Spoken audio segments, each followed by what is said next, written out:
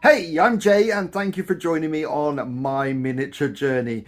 Boy, is it hot in the UK right now. Now, this little video was supposed to come out before I went on holiday. I had all good intentions of getting it done, and as you can tell from the tan, that's not happened. I'm back from holiday. The sun has come with me, which is making it extremely difficult to paint, as you can imagine. The paint is just drying quite quickly. So luckily, we painted this beforehand. We're going to work on these guys, the Saurus Warriors. Sort of everyone knows what these are back in the day. They're quite a rigid, solid thing, and we're going to see if we can make that work in our favour. I have spent a little bit of money. We've got a new lamp, which I'll show off in the next episode, because I'm going to do a bit of a different episode next episode. We're going to see sort of what we've got in the works for the channel coming forward. And I've also got a new mount for my phone, which means we should get better angles when painting. So a lot of the first part of the painting process, where I got the base coat on and the sort of lighter next coat on, I skipped over just because looking at the footage on my old stand to the footage on this new stand, vast difference. If you want to know how to do the base coat and the first layer, check out my other videos. I do layer painting in all of my videos, and I really enjoy it. So, and I'll definitely be doing it in the future, so just keep watching. So I don't know if the volume's going to be very good on this. We're testing. Anyone who had Warhammer back in the day would have ended up with a load of these things, which was the original Saurus Warriors for the Lizardmen. They had these little tiny shields. My issue with these models was always they were a bit stagnant. Like the pose of them is very meh. There's no movement whatsoever, like the hands fitted. I get why they've done the hand, because the shield's on it. Makes all the sense. And they would not be funny. These models got me excited as a child. I loved these models. And then, sort of years later, these models came out, which, in comparison, are definitely a better model. They're definitely posed better. You could pose the arms, which was nice. The shield arm wasn't fixed. The whole body just looks better. And now, recently, we've just had a brand new version of these come out, which I don't have. I do want, but I don't have at the moment. But what I was thinking is, can we make these any better than they are? My first thought was, because they're so solid, like in form, they'd probably make good spearmen. So I've been having to play around, and I've come up with this. I've come up with this guy. So this is the same model. We've taken out the weapon and replaced it with a spear, like that. I've put a little gold. This is going to be a nice gold sun collar on it. I almost feel like these are elder creatures who's worked their way up the ranks, and they're a bit older now, but they've got this mark of respect with this gold necklace. And the necklace is basically a orc shield, which I don't know. I think I've got one here. Wait, I'll show you. So it's this thing here. This thing here is what I've used. I've sanded off the front so it was flat, and we've left like this, like where the mouth is. I've used that to almost act so it fits around the head. Almost looks like it's made to fit the head perfectly. We've also added a shoulder pad from the newer models, like these models, not the newest models. And we put a cape on it, a little cloak of respect, and I think that's lovely. I do want to use the shields from these guys as well, which is these. I just think that would look a bit better if I can do it. And just to keep sort of tie in the old shield, I've put this little round thing on here, just sort of a nod to the old shield. So we're going to paint this guy up today. We're going to see what he turns out like. I'm hoping he turns out fairly well. I do want to sort of stick with the same colour scheme as we used on our original Saurus Warrior. Maybe trying to make it look a bit older. Like maybe some of the pigment's gone out of it. I don't know. We'll see how it goes. So all the paints I use are Warhammer. I can't say it, but you know what I mean. Just because I bought a set of them, and that's all the paints I got. So we've used a violet, a heavy brown for the underbelly, and we've mixed both of those with black to get the base coat. and then used the plain colour for the second coat. Now I've added a bit of the somber grey, wolf grey I think it's, wolf grey, that we used for the dry brushing, in with the violet, and then that's just lightened it up a bit, and hopefully enough. And we're just going to pick out the scales with this lighter colour. Ever so slightly, just pick them out. Like that. That's the plan. Now I very much want to paint less than I painted before. So just the underside of those stomach muscles. That's what I'm trying to do. Or the overside actually on the bottom ones. You have to try and think about what's covering the shadow and what's not. So I'm thinking the muscle above would cover the shadow, right? Would cause the shadow on the muscle underneath. Is what I'm thinking. I may be completely wrong here.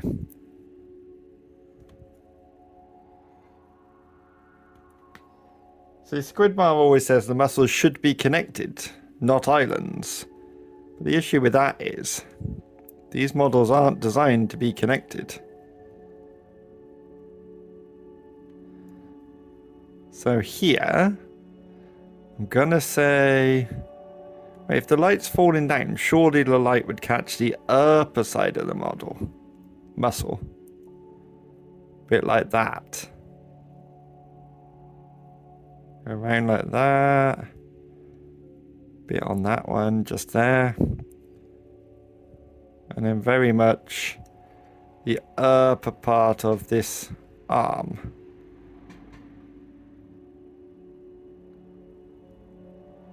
Like that. And we'd probably get a bit coming down there. I'm quite happy for this to stay quite dark.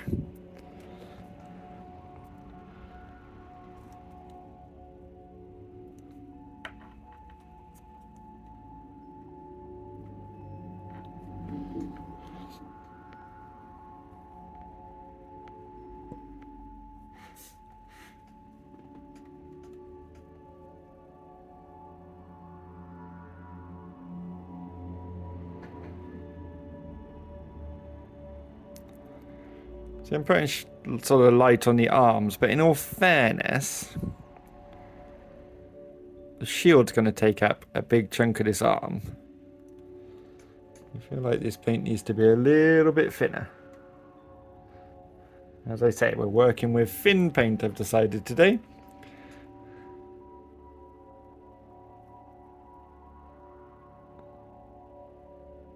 I feel like the light would catch.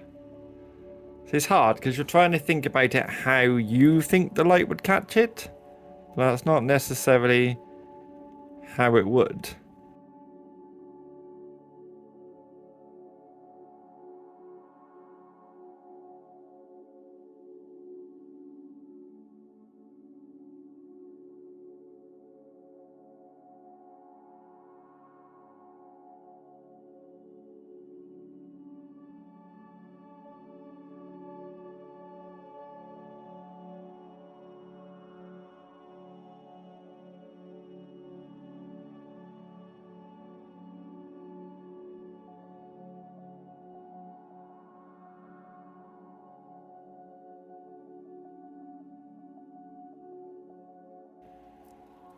And I'm thinking we just need to use a very, sort of unmixed bone white. And we'll just try and get a bit of highlight on that skin. So we have to be very delicate here, which is not my forte. And we just want to pick out the very sort of raised bits along here.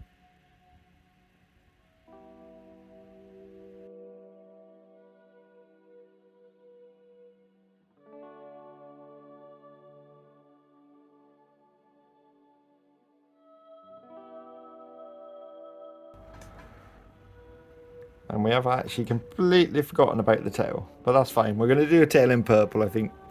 Just to bring a bit of that purple down the bottom there. I'm just gonna highlight the very tips of these muscles.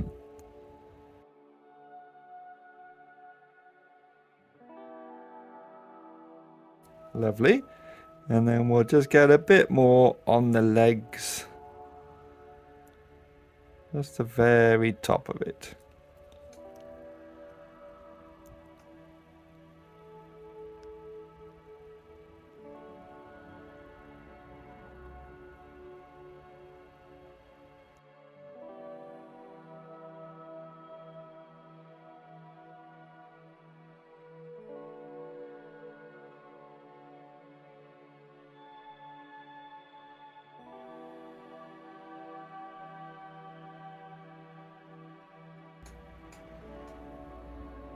I think that's a good colour for the underbelly and the skin. I feel like it does look quite old and worn. So before I go any further, now the skin's done, we can start to add some small spots, just tiny little dots, where like the skin's joining on to each other. You wouldn't have such a smooth transition.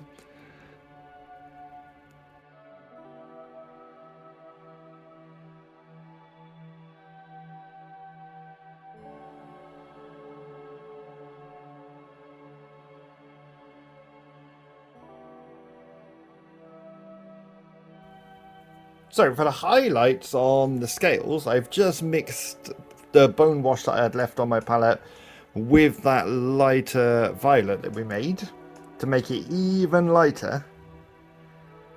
And I'm hoping that gives us a fairly good shade just to pick out the edges of these scales. I'm just going to go along the top, down the side. Actually, maybe we'll edge height. Maybe we'll go all the way around. Maybe that's not a bad shout. If I do that, for example, and we'll leave the very middle alone. Yeah, I think that'll work. We'll just go all the way around the edges of these scales, picking them out.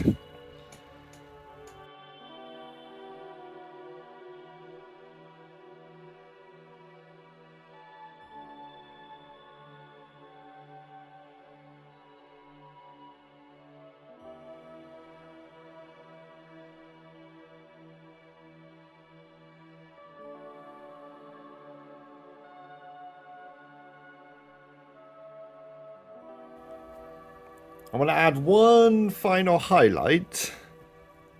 I'm going to try and be very thin here and just put some shine on these scales. Just on the edges. As if the sun's catching it. Like that. Only in certain spots. That's a bit big, but you get the idea.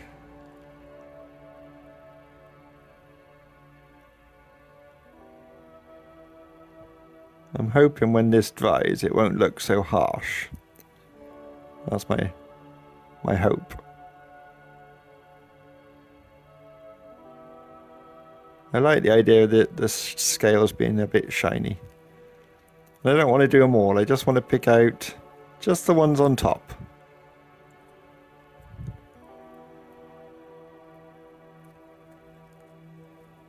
Oh, see, that was nice, that on the top. If I could do them all like that, that would be lovely. My final plan for the skin, just slightly. I want to see if I can get a really watered down...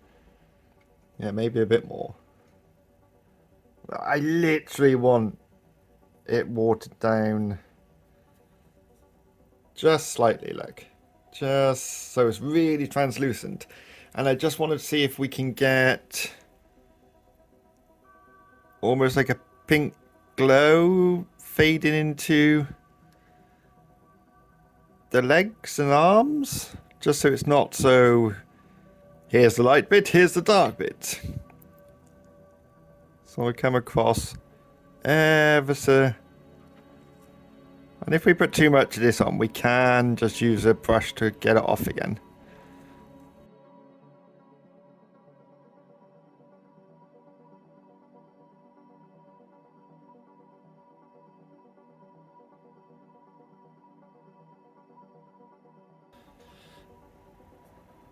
I'm okay with that. I'm okay. I do want a bit more on that knee though, just to colour it up a bit. So to do the armour, I'm probably going to... Right, I say cheat. I'm going to go with metallic paints because I haven't learned how to do non-metallic painting yet. Which is fine. We used that over here and it worked reasonably well. I'm going to mix these two colours. So we've got Glorious Gold and Gunmetal. I'm going to mix them together so it's not so in-your-face gold. And I always use one of these little fidget things, because they're brilliant. I don't want to mix up that much, so it's perfect. And then when you're finished, you just pop it out. That comes out, give it a wash, and you're done. That simple. So I'm not trying to coat the whole thing. I'm just trying to pick out sort of highlights almost, the high areas, the raised areas. Because, yeah, we want it to look gold. We want it to look glorious. But we still want to keep that lower area in the shadows. We don't want it to be just like solid gold and nothing else.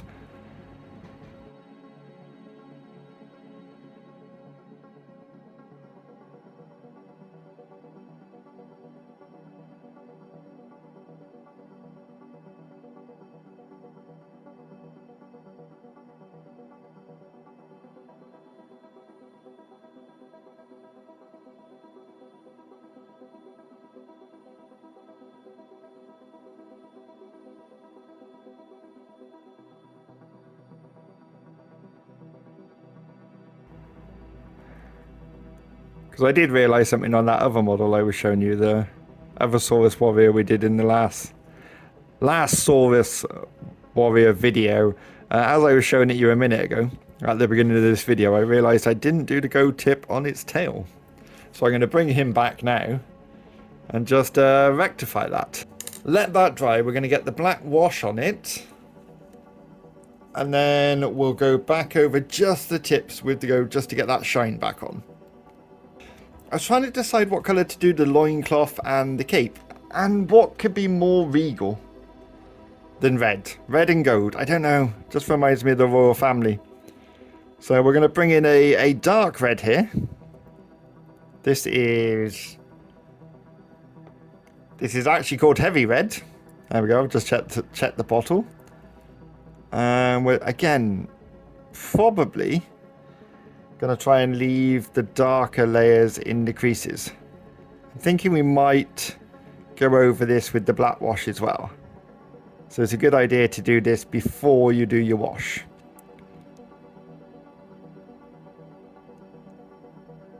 There we go, just get a nice even coverage on that. And then our cloak here, which isn't the best, but it is sort of my first attempt at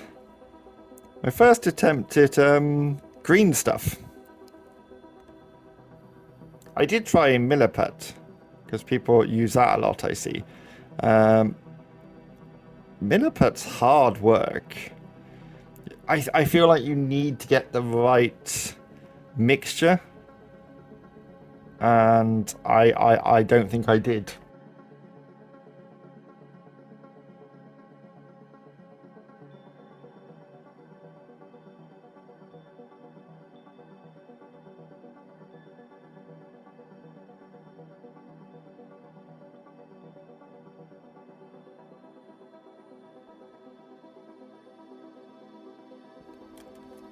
So now that's all dry, I'm going to go for a bigger brush here. Because I can. Let's go back to our original red. Just pick out some of the higher areas.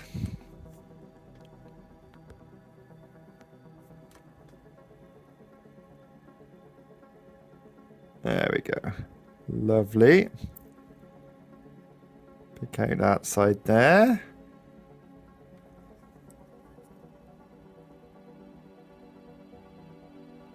Just sort of staying away from those darker areas that we created with the wash. And you could get some texture in here just by doing small movements. Small movements with your brush, just to feel like there's a bit of texture. But we're probably going to do a little bit more of that as we put some brighter colours on this.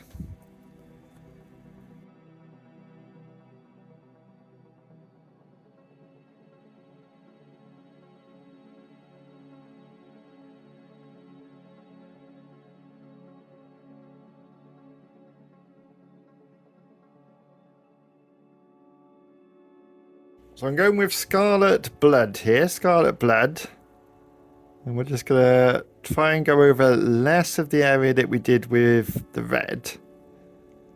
And just try and pick out those higher areas, I feel.